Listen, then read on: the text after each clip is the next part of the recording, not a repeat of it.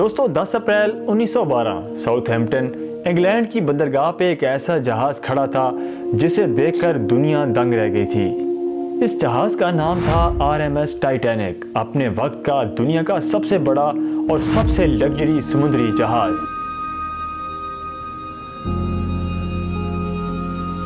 दोस्तों इस जहाज पर हर तबके के लोग मौजूद थे, बड़े बड़े बिलियनर्स, सनतकार और अदाकाराओं से लेकर गरीब मुहाजिरीन तक, जो कि अपनी आंखों में बेहतर मुस्तकबिल का ख्वाब लिए अमेरिका का सफ़र करने जा रहे थे।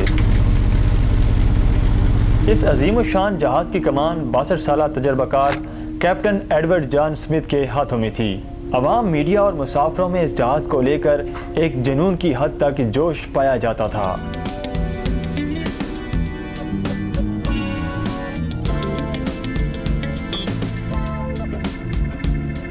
टाइटैनिक सिर्फ एक जहाज नहीं था, बल्कि समुंदर पर तैरता हुआ एक महल था। इसकी लंबाई तकरीबन 269 मीटर और ऊंचाई 53 मीटर से ज़्यादा थी। इसे बनाने में $7.5 मिलियन की खतीर रकम खर्च की गई थी, जो आज के लिहाज से $400 मिलियन यानी आसान लफ्ज़ों में तकरीबन $40 करोड़ बनते हैं। इसके अंदर मौजूद आसाइशें किसी भी 5 स्टार होटल को मात दे सकती थीं। इसमें गर्म पानी का स्विमिंग पूल, तुर्की हमाम, जिम, लाइब्रेरी और 4 आलीशान रेस्टोरेंट मौजूद थे। लेकिन सबसे हैरान कुन बात इसकी हिफाजत के दावे थे। इस जहाज को बनाने वाली कंपनी व्हाइट स्टार लाइन के नायब सदर ने अवामी सतह पर यह दावा किया था कि यह जहाज कभी ना डूबने वाला, यानी कि अनसिंकेबल है। इसकी वजह यह थी कि जहाज का निचला हिस्सा डबल तय यानी कि डबल बॉटम होल वाला था और इसे 16 वाटर टाइट हिस्सों में तकसीम किया गया था। माहिरीन का मानना था कि अगर 16 में से 4 हिस्से भी पानी से भर जाएं तो यह जहाज नहीं डूबेगा। दोस्तों बिलाखिर ये सफ़र शुरू होता है। पहला दिन खैरियत से गुजर जाता है, लेकिन दूसरे दिन यानी 12 अप्रैल को टाइटैनिक को बर्फानी तोदों की पहली वार्निंग मिली।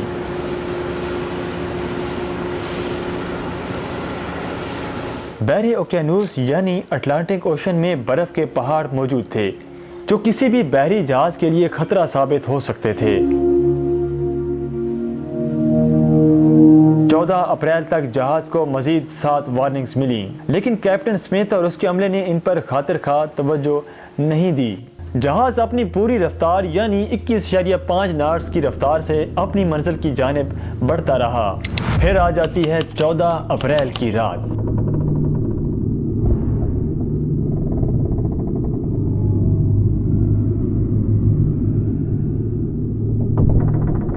ये रात इंतहाई सर्द थी। आसमान पर चांद भी नहीं था, जिसकी वजह से विजिबिलिटी इंतहाई कम हो चुकी थी।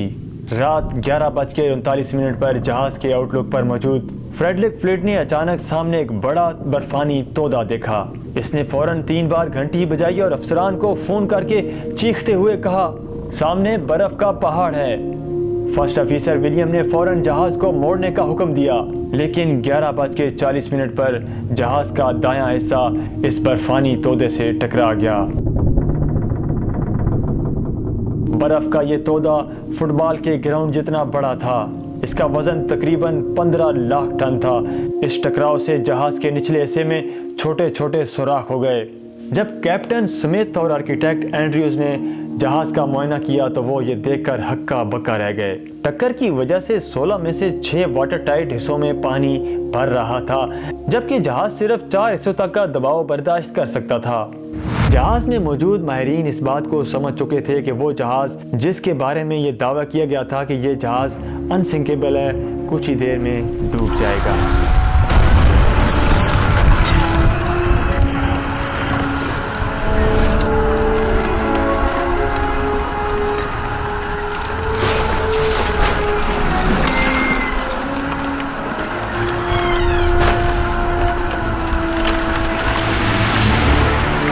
रात 12 बजे कैप्टन ने रेडियो ऑपरेटर जैक फिलिप्स को मदद के लिए सिग्नल्स भेजने का हुक्म दिया। करीब 3 जहाज RMS करथेपिया ने सिग्नल वसूल किया, लेकिन वो 107 किलोमीटर दूर था, जिसको वहां पहुंचने के लिए कम से कम 3 घंटे लगते।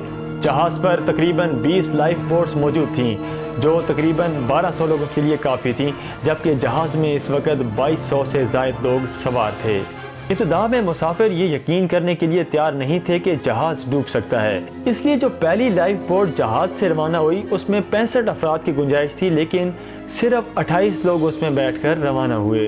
लोग अब भी ख्याल कर रहे थे कि ये जहाज नहीं डूब सकता। वक्त गुजरने के साथ साथ जहाज का अगला हिस्सा डूबने लगा और जहाज का पिछला हिस्सा पानी से ऊपर उठने लगा, जिससे लोगों में शदीद खौफ और हरास फैल गया।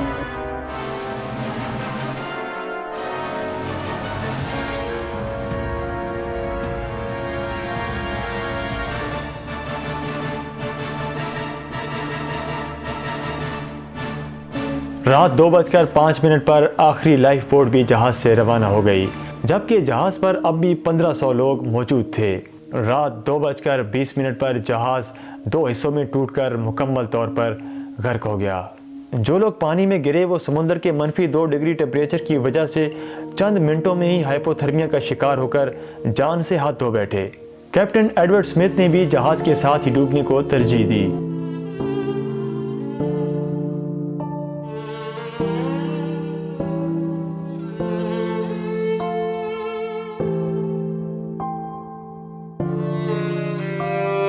दोस्तों, यहाँ पर एक और जहाज का तज़किरा करना भी इंतहाई ज़रूरी है।